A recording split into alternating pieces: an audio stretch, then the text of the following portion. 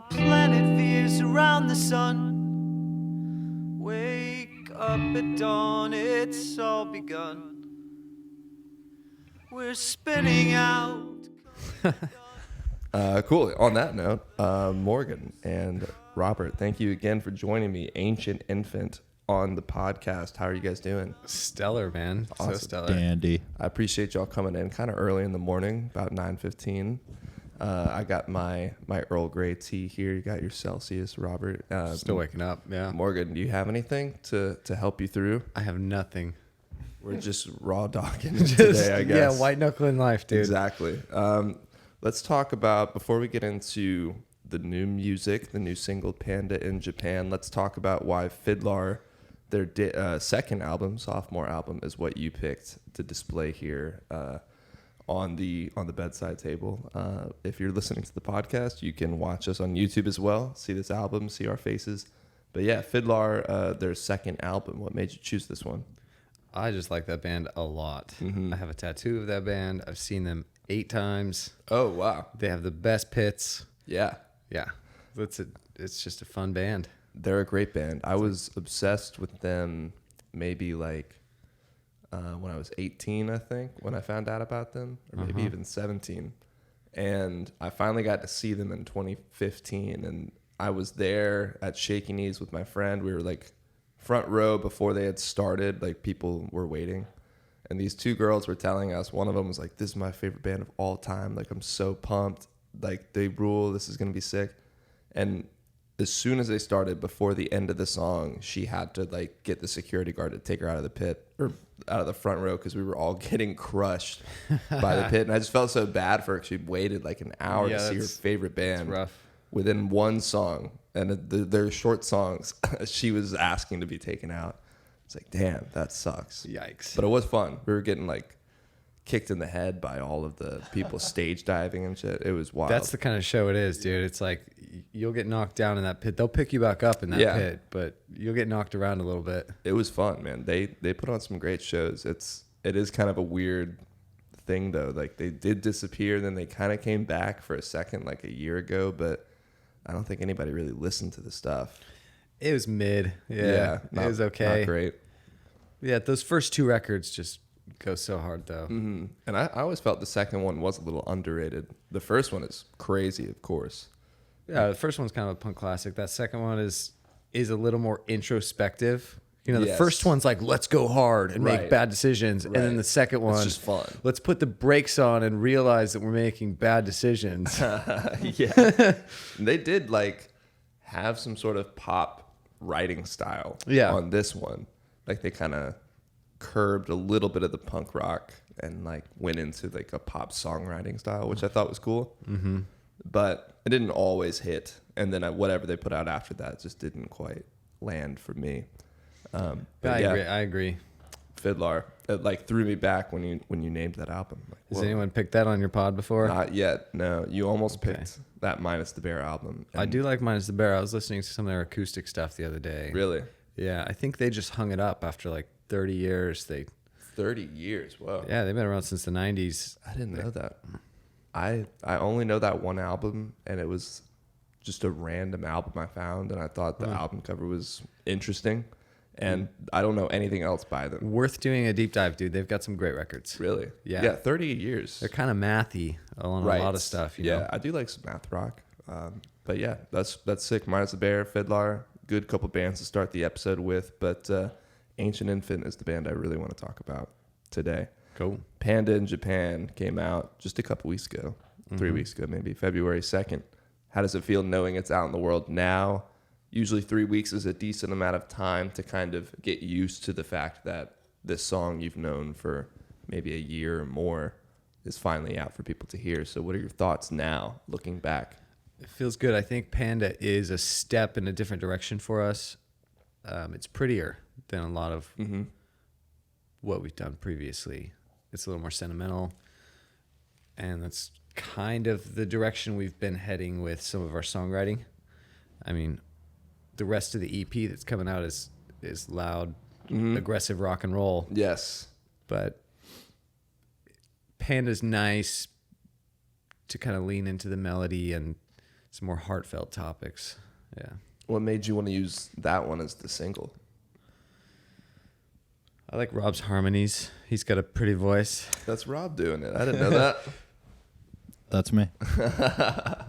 That's awesome. It is very pretty, especially the way it starts compared to something like Sunman, right?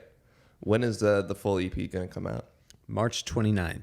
Okay, exciting. Yeah. So take me back to the recording process of this EP. When was it? Where was it? What were you listening to while you were making it? That was November over at Chase Park. We love Chase Park. We locked ourselves in there and we all got sick. Nice. Yeah. With what? Just the flu? Head colds, and luckily we didn't get our boy Jeff sick. Oh, nice. Jeff recorded everything. We took more time with this EP than our first EP. We wanted to like just really hone in the guitar tones and spend more time getting, everything locked in. But I think that's the main difference, is it's more of a guitar album than our first EP. First EP was kind of a pop punk. Yeah. Like fun, short, fast songs. This one, songs are a little longer. More guitar solos. Every single song has a guitar solo. Nice. Yeah, I think the other thing is that we kind of knew what we were getting into going into the studio. We'd done it a couple times before. Okay.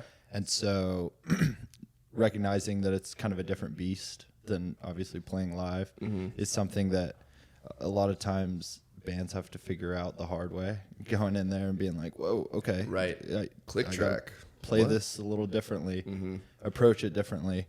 And we kind of went in there with a game plan, knew what we were doing. And even though we spent longer in the studio, or because we spent longer in the studio on top of knowing what we were going to do, we were able to put out a good product. So when you went into the studio with maybe some specific game plans for these songs, what was the difference between that and the previous EP? Like, what kind of things did you have in mind going into recording this? Well, I think thematically the EP is just more cohesive. The songs kind of, they follow a theme more than the first one, where we were lumping a handful of random songs together. And this one we have just a more cohesive thread through the whole body of work. And Were they all written around the same time? more or less, yeah. Okay. Robert's shaking his head no over there. Abandon Me was an old yeah, one. yeah, we that pulled that one from a couple years back. Oh, okay. But everything else was written about the same time. I got you. We've been playing on them for a minute, kind of honing them. But it's kind of an industrial, not sound, but an industrial feel to it of, there's a lot of anti-establishment, anti-military industrial complex, anti-organized religion themes in there. It's an outward album. We're looking out at the world and the state of things and saying these institutions are failing us. So it's pointing fingers for sure. I wish I could think like that. Like, I never, when I'm writing, like, I can't think about, sorry for the train, everybody, like complex, big picture issues. I'm just thinking about like, oh, what girl do I like right now? Like, so I just think it's really interesting that you're able to like take these giant, terrible complexes and like break them down into a song. Where do those inspirations come from for you? Like, who do you listen to that you feel like does a really good job at, calling out hypocrisy, et cetera, et cetera? Rage Against the Machine has always been an influence. Classic, yeah. Yeah, I mean, we also have been on a writing kick of introverted, introspective. You know, that's kind of what we've been writing since we recorded this EP in November. Mm-hmm. But I mean, yeah, most punk bands that I listen to, Bad Religion, you know, even Cage the Elephant kind of has some of that. Yeah. Like In One Ear, Mm-hmm. Right Out the Other. People talking shit, but they know I never bothered. Throwback, dude. Yeah, it's like that first Cage record. Yeah. There's a song on this EP, Take a Hit. It's Right. kind of inspired by that first Cage record. Cool. It's a fuck you government song. Yeah. You know, it's like, you guys don't care about us. Right. Dude, that first Cage album was insane. I remember listening to that and like longboarding around my neighborhood. 'Cause I wasn't cool enough to have a skateboard. But yeah, I love that album. Longboarding was way cooler anyways. That's what I thought in the moment. Yeah. Bombing hills. Right. Yeah, exactly. It's like the adrenaline instead of, well, I can do tricks. It's Yeah, like, I why not can't just do. go I bomb a hill. can't do any tricks. Yeah. Yeah. Yeah. But going into this EP, like, what do you feel like some of the process of it was maybe a little more difficult compared to previous times? Was there anything that was giving you any hangups? I don't know if there were any like immediate hang-ups per se. I Or think it any was cool challenges? So Alan, our lead guitar player,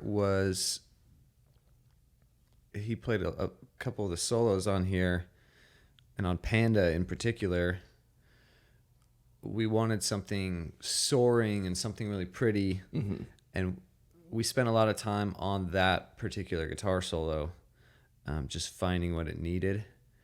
And at first he was trying kind of a tappy thing, kind of a math rocky thing. And we pivoted. We're like, no, that's not our sound. So we probably spent a good couple hours on that one particular guitar solo, and he nailed it. Yeah. It's like one of my favorite guitar parts he's written to date. And, you know, just diving into some of those things and spending more time, not feeling rushed. It's like, oh, we have time to just do exactly what we want on here. Right. Pays to be patient. Yeah. Let it grow. Was it one of those things where everybody's like around the guitar and like they're like, no, a little more like that, like, but not that, but a little like this. Like everybody's kind of coming in together to add notes. No, we kind of give each other space in the studio. Like, you go in there and hash it out. Yeah. You go isolate yourself in there. We'll sit in the booth. Oh, I and see. We'll use a little bit of talk back. Right. But it's like, just It's go in there and figure. It's, you know, we're each writing our own parts, so we'll give a little feedback. But at the end of the day, it's like we compose together and we trust each other to write the right part. Right. And when you guys are doing this, you're not recording all together at the same time, are you? We start that way. We get the drums and Okay. bass first, and then we go into Guitar World and lay things down. But we like to track live initially, get everything lined up on the grid to Right. Robert's parts and Asada's parts. That makes sense. And when you're writing the songs, how does that typically go? Is it you, Morgan, at home writing with like acoustic guitar, regular, electric guitar, or are you guys typically coming together as a full band to write and like you plan out writing sessions that way? It kind of depends on the song. Okay. So, sometimes Morgan or Asada will come and be like, "Hey, I've got this this idea that is somewhat fleshed out." Other times it's just a riff, and we'll just kind of play on it over and over and see what works and what doesn't. Yeah, we've been composing and arranging a lot more together. It's like lately Asada or myself come in with some lyrics and maybe a chord progression, just the genesis of an idea. And then we come in and we get the drums are kind of written out. We figure out, here's the structure. But a lot of our composition happens together. Okay. We'll come in with a little seed of an idea, and then that kind of inspires more. Yeah.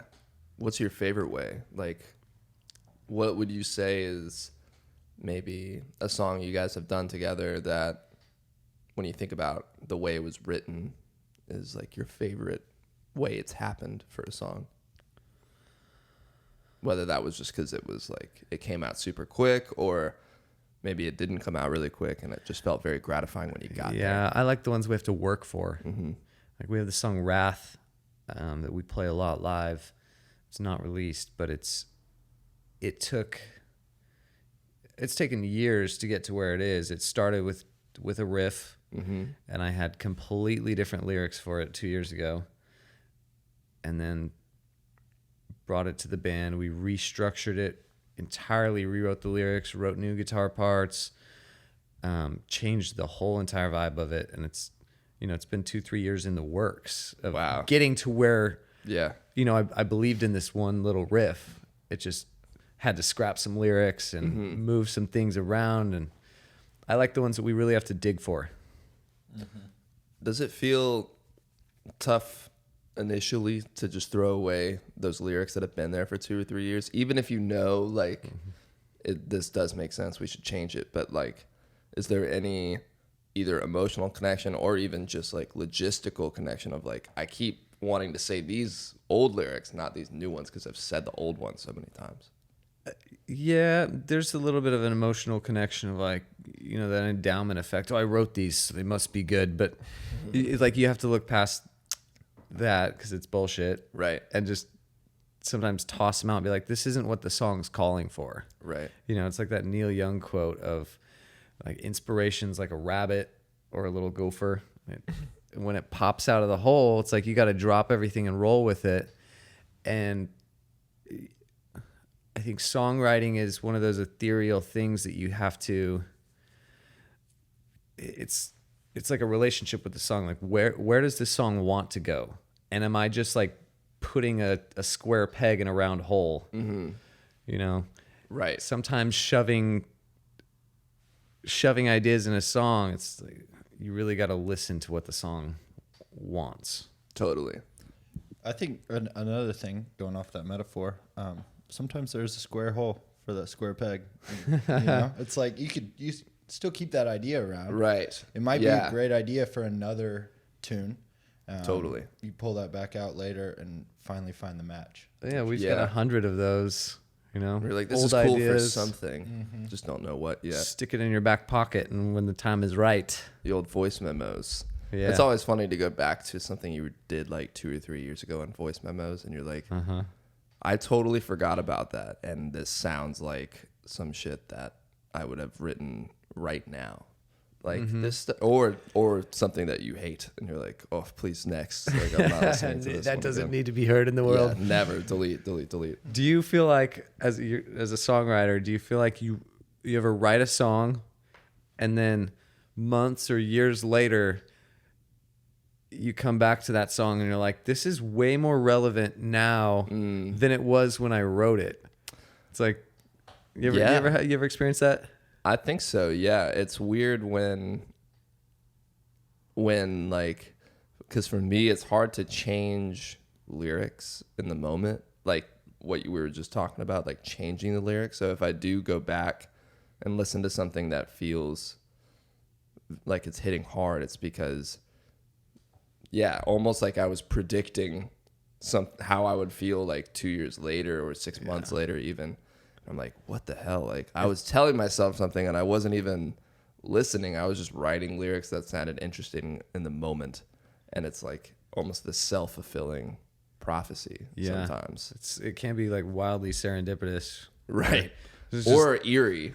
Yeah. And I'm like, oh my God. Oh, yeah. We just recorded this one, Grow, and I wrote it 4 or 5 years ago and forgot about it, and then resurrected it. And like, due to recent events in my life, I was like, this song is just, it hits way too hard. And I was actually able to channel the emotion, because I had tried to record it when I wrote it, and it just didn't come out how it should be. And circling back years later, it just had a gut punch, and I was able to channel the emotion that the song needed. Yeah, it is funny to come up with the seed of something that you're trying desperately to finish maybe in that moment, but you need to live 2 more years of life and go through another couple of years of whether that's, life experiences or just even musical inspirations, like learning about new bands or learning about new techniques and things, that you're almost grateful that you couldn't figure out that song the moment you wrote it, and because it got time to marinate. And now it sounds like what it should sound like a couple years later. Yeah, it's got to stew for a little bit. It's got to stew for a little bit. Let those emotions process. Yeah. Throw it in the crock pot, let it simmer for like 8 hours. But also what you were saying about, just throwing a bunch of ideas into a song, sort of what I like to compare it to, there's a couple things. One is like fishing. Like when the inspiration strikes, you don't know when the fish is going to come on the pole, but you go and you sit there for 4 hours and you just hope that you get a good fish, or even you get a fish at all, you pick it up and you throw it, you're like, oh, it was okay, I throw it back in. Maybe those are the songs that are just like the voice memos that stay on your phone for 4 years. But also like cooking or baking a cake or something, like if you're cooking, sometimes the best meals are like 4 really good ingredients. And then sometimes if you want like a really nice Thai dish, you're having like 20 different spices. But if you put a bunch of spices in like something that's supposed to be so simple, you're not making it better because you're putting in more things. Yeah. It's like putting sugar in barbecue. Like meat should not be sweet. But barbecue sauce is a hot so take. sweet. Hot take. Yeah. You heard it here. That's right. Only hot takes on that note. Yeah. Now I want some barbecue, even though it's so early in the morning. Yeah. But Barbecue for breakfast. barbecue for breakfast would be kind of a strange thing for me. I don't know if I could really do that. I probably could. You could? Yeah. All right, It's like a brisket sandwich. Like a brisket biscuit. brisket biscuit. How now is that not a thing yet? Yeah, we're talking now. Let's invent Brisket that. We'll biscuit. start a little restaurant here in Athens. Fusion. Yeah. Fusing the same things together. But we're fusing the times in which we eat them. Morning for barbecue now. Do you guys have a song that you are most proud of on this new EP? I really like how Sunman came out. That's kind of our first. It's us dipping our toes in psych rock a little bit. Yeah. Like we all listen to psych rock, but we've never really attempted anything like that. And we have this very long intro on there that was kind of inspired by. Have you seen Dune? I have not, but Oh man, in the last 2 weeks, I've had like 8 people tell me I need to. So that's you funny. should. The second one's coming out next month. Right. Love yes. Yeah, I should watch it. So I've been on a big sci-fi kick lately, and that movie soundtrack, I think it's Hans Zimmer. It's got all this desert singing and kind of crazy ethereal sounds, and Asada on this intro had some like alien sounding bass lines, and we brought in Sarah Moots, our friend. Yeah. Our dear friend Sarah Moots came and Shout sang out. on it.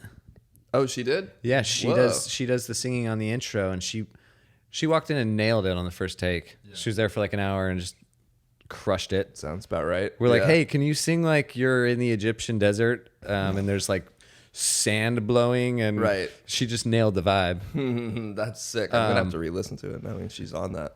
Yeah, so we attempted something big with that one, and it's more of like a instrumental than it is about the lyrics. I mean, the song is about the death of God. Okay. But Sick. yeah, so it's a step in a new direction for us that will probably continue down I like that it. Yeah. path. You guys nailed that intro too. And that was not because obviously Panda in Japan was the first one I heard being the first single. But then you sent the EP and I was like, whoa, this is gnarly.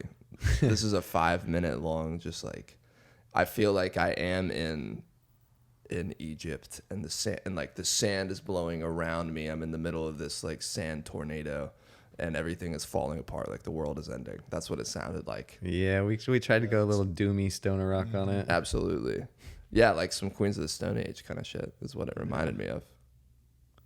That was like my favorite band in high school. Really? Alan loves Queens. Yeah, Alan Camps He does? loves Queens. Nice. Oh, I think I've seen him wearing like a Queens of the Stone Age Mm-hmm. shirt every once in a while. What's your favorite Queens album? It's hard not to say the one that got me into them, which was like Clockwork. Okay. I think that album is unreal. But it's funny, when I first listened to it, I just thought that it was amazing and it's what they typically sounded like, but it was not really. Yeah, That one felt very different for them. But I liked I didn't really like the two after as much. Are you? Do you like Rated R? Yeah, Rated R is sick. That's a punk record at heart. Yeah. Feel Good Hit of the Summer. Yeah. That song rules. What is it? Monsters in the Parasol. I can't remember all the names, but definitely Rated R was sick. And Era Vulgaris. That one is probably my second favorite. I love that one. But yeah, Queens, they rule. So Sunman, what about a song that maybe felt the most challenging? I could see that also being Sunman. That That intro was pretty challenging. Yeah. What was it like trying to get like a landscape, like a sonic landscape? we were shooting in the dark on that. We were just going for it every Yeah. time, and it was difficult because we like to play to a click while we're in the studio, but there's no click on that intro, so we're kind of all just looking at each other, trying to taking cues just from eye contact, and then we also had to turn the click on going into the main part. So it was just a lot of times that was difficult to nail. Yeah, I'm sure. we spent a lot of time with that one. But then when we nailed it, it was like, holy shit, this is it. Like Yeah. we just did that. That's and then we fucking could awesome. layer more stuff on top of it. Yeah, we put so many layers. Yeah. Yeah. That was Layerland. Layerland. Yeah, did you guys have any cool, crazy synths going on? Because There's a lot of guitar pedals. Right. You know, there's Asada was using some crazy pedals. Alan B using crazy pedals. Yeah, his board is crazy. It's spaceship, dude. He's the one that actually turned me into a gearhead. When I met Alan, That makes sense. I was like one guitar amp and a distortion pedal, Right. and like And that a was tuner. What else do I need? Yeah, that was my MO. And then I met Alan, and now I'm a pedal guy. What's your favorite? Which one got you into it? I use my delay a lot. I have a DD9 Boss. Cool. It's got 9 different delays. It's got this cool shimmer delay. Yeah, that's nice. I like that one. I mean, I stack a lot of distortions and overdrives. Yeah. You know. I got one Blues Driver. That's it. Yeah? Yeah, that's all I got. I really think maybe I should get like a Morning Glory JHS. That's what I think you should. Okay, cool. Yeah, you know what? That's really all I needed. You heard it here. Do it. Yeah. If you're feeling a certain type of way about a pedal, it's like just go for it. Right. you know? Yeah. I guess I'll just buy it right now. Actually. Yeah. My buddy Owen, who's playing guitar for me, he was playing it for me yesterday. I'm like, damn, this is so like, it sounds so clean. I mean, it's distorted, but it's like a clean distortion. crispy. Yeah, crunchy. It's nice. But yeah, maybe now that you've encouraged me, maybe I'll just buy it like as soon as this podcast is over. Do you guys have any live shows coming up?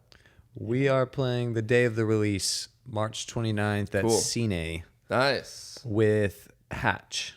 Hatch. Garrett Hatch. Yeah. Oh, Garrett Hatch. We're going to do like a dual release. He's dropping a record Cool. a week or so after. We're dropping the EP March 29th. So we're going to bring out some cool visuals. We've been Nice. experimenting with some crazy light show stuff. Oh, really? We're pretty Whoa. DIY. We like to fuck around and find out. Yeah. Yeah. We'll come fuck around and find out. Cine, March 29th. Have you guys ever played there? No, we've been wanting to get in that room. Have you seen a show there? Yeah. It sounds awesome.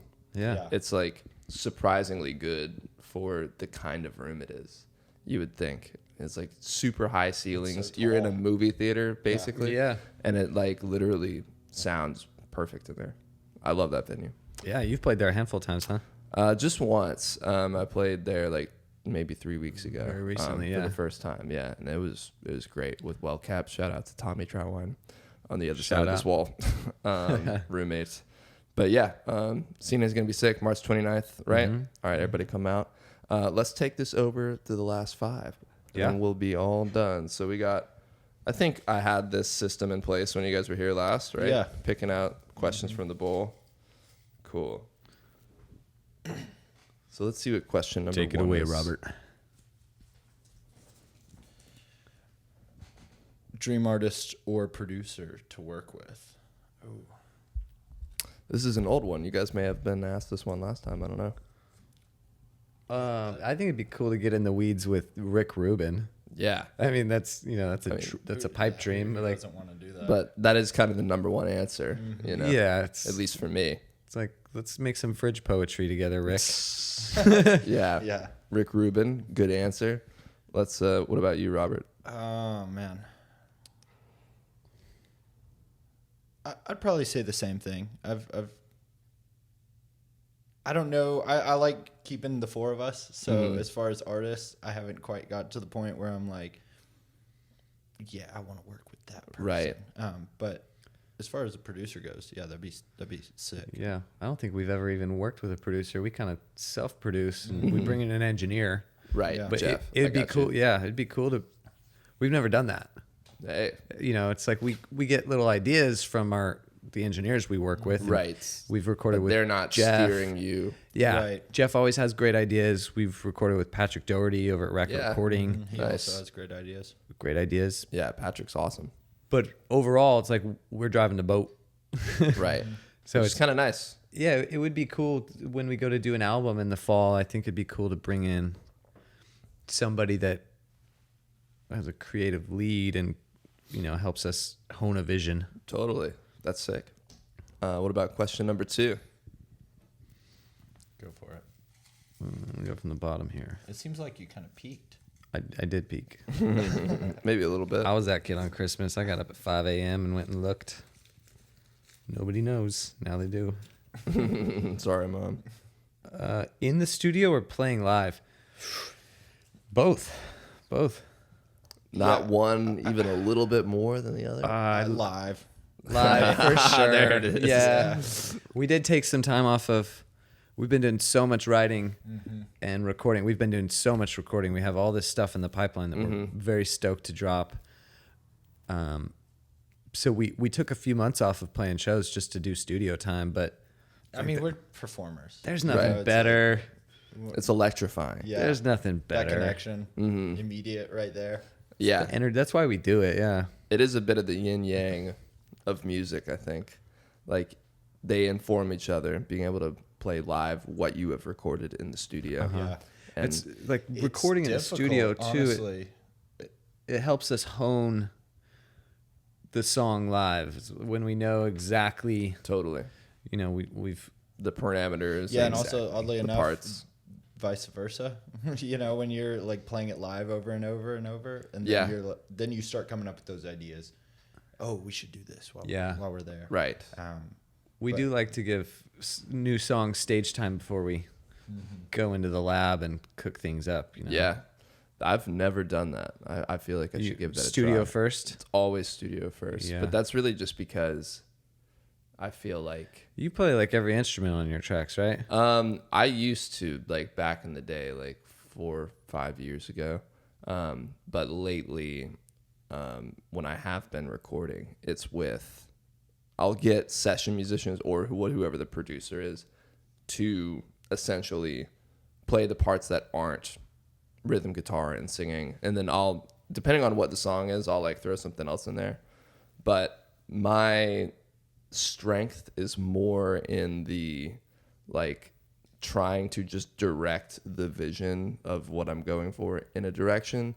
My like skill in playing lead guitar is so low. Bass guitar, like, I'm good enough, but like if I have somebody like Tommy producing it, he's a freak on bass. I'd rather him just do it because he's always going to come up with an idea on the that I bass. wouldn't have. Yeah. So it's just, the more I've like collaborated with people, the more I'm just excited about that end of it, of somebody coming in with an idea I would have never thought of, and then being able to kind of maybe direct that in a direction I'm looking for. Yeah. But yeah, I don't know. I like that end of it. So if I do it live, I feel like I'm gonna start committing to an idea that doesn't necessarily have to be there yet. But also, I just love getting weird sounds in the studio. You know? Yeah. Yeah, that's always fun. Hey, I want to flip it on you for a second. What's the? Okay. I was listening to Tricks last night, and Yes. I like that track a lot. Thank you. What is the inspiration behind it? Man, like the lyrics or like this, just the music part of it. Both lyrics mostly. The lyrics were just kind of like, I guess we kind of talked about this. Yeah, we talked about it a little minute. bit. Yeah, like on the day that our songs released, because we were released twins. Twins. It's just about how you can start to lose yourself in a relationship, or even not a relationship yet. Just like you're talking to somebody and you like them and you want them to like you, so you just maybe bury parts of yourself that you think they might not like, or you try to manipulate who you are to be somebody they will like because you like them and you don't want them to leave. And it might not even be because you like them that much. It's just because you don't want to be alone. You know? So it's like just out of this desperation of wanting somebody to be there, so you'll change little bits of yourself to keep somebody around. It's interesting that we dropped Panda in Japan and Tricks on the same day, because they're very similar topics. Right. That's Panda in Japan is very similar. It's kind of, it's like feeling like a foreigner or a tourist in your own skin. mm-hmm. And there's a line in there: "These tricks I play are growing stale." It's Oh yeah. it's a similar topic of, That is funny, and you even said the word tricks in the song. yeah. It's But I a couldn't little bit quite of fit Panda serendipity. in Japan in mine. On the next one though. Yeah. That is funny. Yeah, it is very like Panda in cosmic. Japan Part 2. Right. There you go. Something in the water. It's very cosmic. We put them out in the same day. No, it's funny. We were talking about that earlier. Yeah. And then just for as far as music goes, like at some point it became clear that I wanted that to sound like a Phoenix song. So we Yeah, just I love went Phoenix. like Okay. full on that direction, like Phoenix Strokes kind of. Yeah. Yeah, like I love Phoenix. I love how like up front all of their instruments sound. Like nothing's like, not that there's no depth, that's not true, but like nothing feels in the back. If you're hearing a song, like a sound, it's in your face, which is what we were trying to go for. That's cool. But yeah, thanks for asking. What's the next question we got here? I think this is number 3. Good question. What's on your musical rotation? What's on your musical rotation? I don't know if the mic was close enough. What is on your musical rotation? There's always... Dude, we always discovered some sick switching bands the other around. night. We Let's- just got back let's from hear 'em. Denver, and we went and saw Military Gun, who was... Asada turned me on to Military Gun. Are they an older band? No, they're like brand new. No. They just put out their debut record, and it's like really cool hardcore punk. Okay. They They've started in 2020. Yeah. Wow. They're like a COVID band, and they just blew up. They've done some collabs with Bully. Do you know Bully? Yes, love Bully. Yeah. I saw you wearing a Bully shirt the other day, and I was like, maybe we'll talk about Bully on the podcast. I like Bully. Bully will always come up. It was on if your Morgan website. is present. That's what it Yeah. was. Say that again. I said Bully will always come up if Morgan is present. Oh, Yeah. hell yeah. Love She's Bully. like at one point I was like, had a huge crush on her. I mean, I still do. Yeah, I was gonna say. You Yeah, don't What's have to nothing's say changed. It was when that first album came out and I heard about it. I was like, oh my God, she's Yeah. beautiful and she fucking rocks. She rocks. So we went and saw Military Gun in Denver, and Pool Kids was the other headliner. Mm-hmm. And we had opened for Pool Kids and Sunny Day Real Estate at the Georgia Theater, but I was loading Whoa. out, so I missed them. Oh, So I was like loading out during Pool Kids set, carrying amps down all those stairs. Yeah. And I didn't get the chance to see him. So they blew me away. They've been on my rotation. And we discovered this new one, Spiritual Cramp. They're like really cool. so sick. spiritual. Their cramp. stage Yeah. presence is awesome. Really? Their front man he's so funny. Just Huh. the way Yeah. his confidence. He's got the energy of the Hives. Just like we're the shit and we know it. Okay. Yeah. Like Dude, borderline sick. arrogant, but it's Yeah. cool. But like it works. Yeah.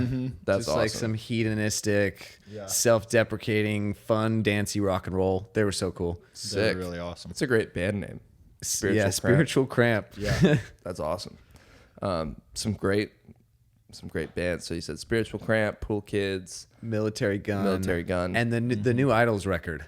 You're into it? Yeah, I have like yet to really even get into Idols in total, but I've seen the discourse on the new album, and I feel like some people really love it, and some people are not as much of a fan. well, it's that age old question. It's like, do you want the band to make the same record Right. every time? You know, Yeah, some people are of course mad not. that they're like writing ballads now, Right? but you can't write the same album every time. No, and I would rather somebody change and me personally not like it as much. Yeah. because I just think it's cool. Like I'd rather know that they are doing whatever they want to do.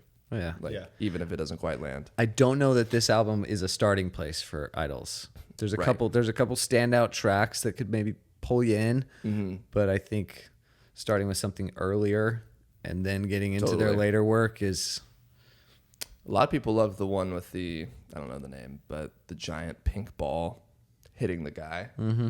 I can't remember what it was called, but I remember that one people were loving, and I really liked the one with LCD Sound System. That song, I forgot. Yeah. Dancer. I Dancer. think. That's off the I thought that new- one was good. But yeah, I put on that first track and was like, this is not what I expected at all. It's like barely any drums. What I like- love about that band is they're tackling really tough subjects. Mm. They're not afraid to go anywhere and talk about the hard things in life, you know? Yeah. There's songs about like the lead singer's wife having a miscarriage, or there's songs about alcoholism, and there's songs about depression, and songs about loss, and you know, he lost his mother. That's a big thread through his lyrics. And so they go tough places they hurt, you know? They're not afraid to deal with it and confront it. Yeah. Very commendable. I think that lead singer is such an interesting like person, like from the outside. Yeah. The voice is He's all fisticuffs. crazy. He's Yeah, like- I mean, he's like a character from a Peaky Blinders episode. Yeah. Or something. So funny. But yeah, Idols rules. What about you? Sorry, I commandeered that one. What's on your rotation, my dude? Well, because we spend a lot of time together. We hang out all the time. Yeah, I don't even know if I should even really say, but I've been listening to a lot of K-pop recently. Wow, out of left There it field. is. Yeah, my sister kind of got me into it a little bit. Sick. Who's the best K-pop artist? My favorite right now is this group called ATEEZ. ATEEZ. Yeah, they How do you spell that? ATEEZ. Oh, okay. They're the biggest group that's not part of the Big Four, which is effectively the Big Four studios that are in Korea that put out all the groups. Huh. But they kind of got part of this underground group and just started doing shit themselves and really taking over. Interesting. In a weird way. That is interesting. There's like 4 main Yeah, they didn't have a lot of studios that push from those other right. production companies that to help them get going. They Right. really had It's to all just, underground. Yeah, they just had to put out good music and hope that people resonated with it. Well, ATEEZ. I don't know a whole lot about K-pop, but I'll check that out. It's not everybody's cup of tea, Yeah. but I could admit that. But I have been really loving it, mostly because it's good music to listen to in the gym. I see. Just get going. Yeah. Just get hyped. Yeah, exactly. Hell yeah. Sick. Well, let's see what question number 4 is. Oh, we're doing number 4. Oh, that one's ripped. Damn, dude. People always coming in here ripping these Ripping your papers. papers No, up, man. dude. not It's just fair. because they fidget. They don't think about it. I think we did this one last time. Let me swap this. Yeah. I need to come up with some more. So if you have any new ideas, let me Perfect know. album, front to back. Oh, Chris Black changed my life. Chris Black. Is that what it was called? yeah. Yeah, but- We've both been on a big Portugal the Man kick. It's their most recent album. And Oh, okay. It's a perfect pop record. It's perfect. But also Really? Huh. Evil Friends too. I was also going to say a Portugal record. I love Evil Friends. That's a good one. It's like it's Gotta this look this up. bubblegum pop but they're talking about the military-industrial complex, and they're talking about Satan, and Cool. it's like, it's all set to a bubblegum pop landscape, but they just go weird places with it. Chris Black changed my life. I didn't even know they put out an album There's last a year. great saxophone solo on there. Huh. Yeah. It got pretty mid reviews, but we like it. That was our summer album out in Texas. Interesting. Yeah, that's the album that got me into the group. That's why it's the one that comes to mind first. Interesting. Yeah. It's I also love a that concept Woodstock album album that, cover. musically, there's a lot of motifs that keep coming back. Okay. And I love it when that kind of stuff They have works a its overarching way theme, in. sort of. Just kind of as, because I enjoy listening to a lot of improvisational music, jam music, and a lot of that is based on motifs. There's some repetitive threads through there. Yeah. Huh. There's I'll have to give it a listen. There's a beautiful song on that album called Doubt. Okay. And it's self-doubt, doubting your relationships. They're cool. We like Portugal a lot. Yeah, Morgan actually and Asada just went and saw them in Birmingham. Oh, cool. How did it sound? It's great. I did so many mushrooms. We'll cut that out. I'm just kidding. Nobody cares. But that's sick. They're Have you such seen a them fun before? band. So what was interesting about their live show was it's a bunch of white people from Portland, but they use their platform to give other people a platform. They started their show with the bass player came out and he talked about the reason they tour and the reason they love to play music is to travel the world and look out their tour bus and travel as a family, and they bring a whole family with them on tour of their friends. Right. And then they brought out this 65-year-old Native American woman, and she talked about they gave her a platform for 10 minutes before they played their set, and she talked about how the land that we're on doesn't belong to us. It's this shared experience. Whoa. And we happen to be here dwelling on it, Right. and sharing this experience together, but it's not ours. Like, we belong to the land. Whoa. And it was just it was really beautiful and impactful that and I've seen them do things like that at other shows too, where they use their platform to give other people voices. Whoa. That's cool. Yeah. Like a straight up mini lecture before the show.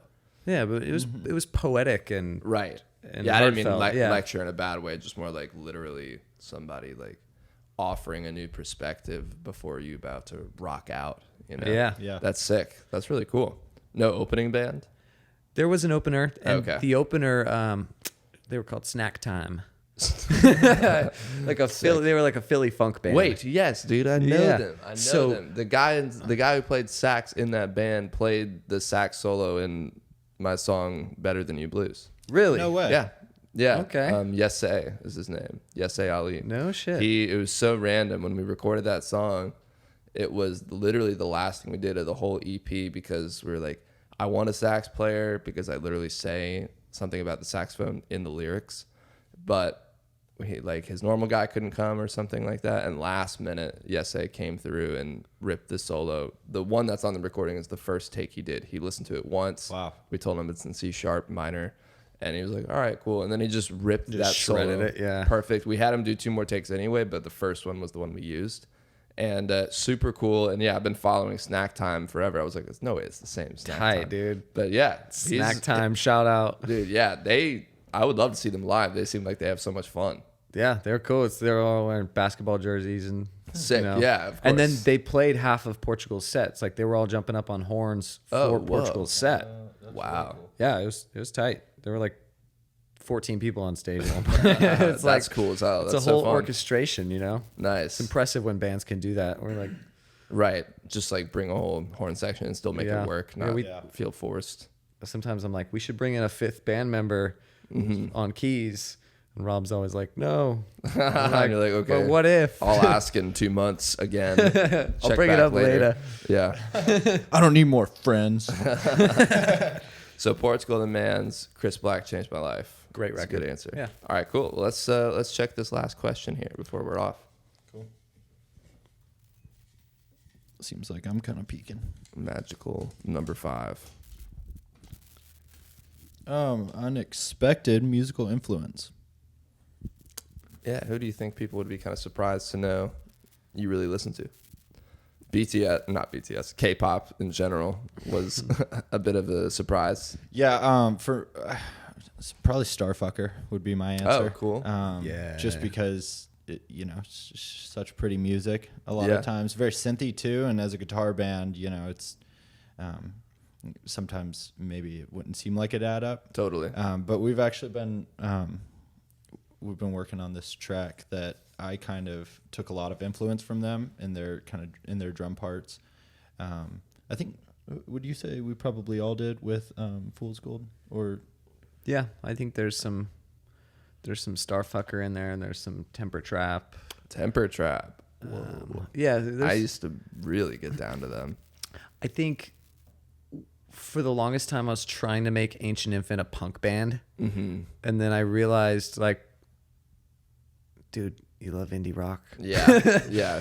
Don't So, shy away from it. Yeah, I think one thing we've been breaking out of a cage with lately is, like, we've been writing ballads and folk tunes and metal songs and psych rock, and it's rather than back ourselves into a corner and be like, we're this kind of band, it's like, no, we're just a rock and roll band. We listen to Wilco, we listen to jam bands, it's like we write some heavy stuff, but I like the Temper Trap too. Yeah. yeah, kind of let those influences guide you in a way, because we're a conglomeration of our influences individually. Like me, Morgan, Asada, and Alan are each our own individual mixes, and that's going to create a mix when the four of us get together that's going to be different from anything that anybody has heard. There doesn't even need to be too much of